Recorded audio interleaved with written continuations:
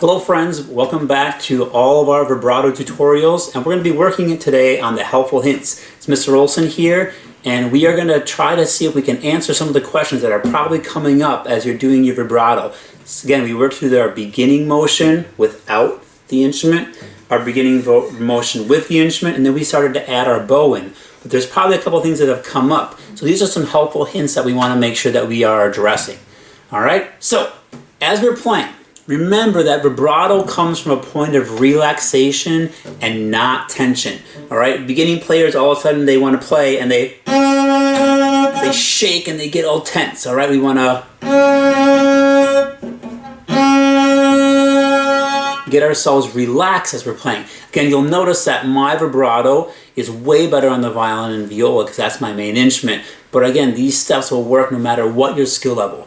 Again, if you want to make sure that we have good posture and tone as well, the biggest thing that can happen for cello and bass players is taking their left hand and getting it caught under the instrument or turning it into a violin or viola hand. We don't want to do that. We want to keep the nice power of C, and then when you guys get into the upper positions or getting down to the thumb positions, we're going to have different variables that go in. But this is going to get you rolling with our basic vibrato. So remember, when you're doing vibrato, we have kind of finger, wrist, and arm movement. Again, the majority of our cello motion is going to be with our vibrato in our arm motion. But again, when we start getting higher, we're going to have more of our hand and our wrist being part of it, and then our fingers and the way top positions. When you're playing, you're going to want to make sure that you have three aspects that you're taking care of. Our speed, our width, and our evenness. Alright, speed is how fast or slow your vibrato is going, and we're going to address that a ton in our rounds of 8. We also want to make sure that we are having our width happen, a nice wide vibrato, and then once we have the wide happen, we might want to narrow that down to have a little bit more agitation to our playing. And then the final thing is we want to make sure that we are being even. We don't want to warble all around the instrument because that's not going to be very pleasing to listen to. When you're getting the mastery of this, you want to make sure that we're doing the form correctly again. So our hand not opening and closing the door. So if I was getting myself set up, get that motion.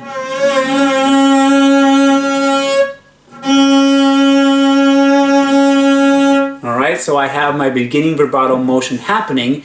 Then I want to work on making sure that I can develop different speeds. Again, we're going to do that on the rounds of 8. And then we want to get that going into our playing. First, it's going to take a lot of concentration, and pretty soon it'll turn into a reflex. Alright, so remember there's a cause and effect. The hand moves back and forth, and the finger rolling is the effect, alright? Also, we don't want to slide. That is not vibrato, alright? That is just sliding or extensions. So remember that when you're playing, your vibrato oscillation is going to be in tune. I'm going to do a C natural.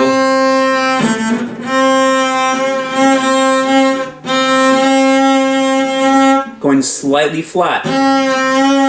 When I go slightly sharp, our ear hears that as the note kind of going out of tune. So we want to make sure that we're going in tune to slightly black and back into tune. Alright, when you are playing cellos and basses, you have this issue a lot of people get this good vibrato, but their thumb is dangling out in no man's land. Make sure your thumb is part of the vibrato.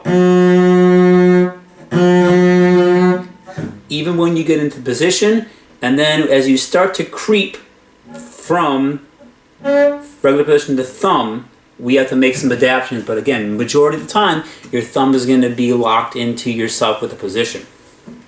Alright, if you're having issues, you can always go to a harmonic.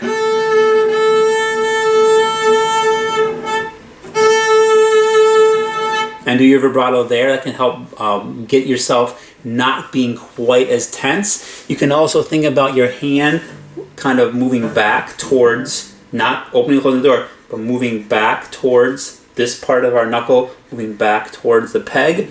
Or sometimes my sons go to the dentist and they get these balls, and you can kind of do that motion here as well. Again, not opening and closing the door, but kind of getting your hand stuck. It's another way to help yourself. A bouncy ball works pretty good, kind of crook between your first and second fingers. All right, then Couple last things. If you're using your wave, hopefully you kind of notice that underneath your arm is really relaxed. You want to kind of flopping around. That's a great helpful hint. And also, when you are doing this, you're going to get really good at the second and third fingers. Don't forget about the first and the fourth. Again, a lot of times people will buddy up a finger, third and fourth together, to make that actually be a little bit easier. Again, no doorknob motion of twisting, and the angle of the arm must change. Again, you're not just shaking the wrist. All right, we actually want to make sure that we get the arm that's sliding, that arm angle changing as we're going through. All right, the last thing is, when you're practicing, always strive for an even and wide sound and try to have agility at different speed. That's going to happen a lot in our next video where we go through the rounds of 8.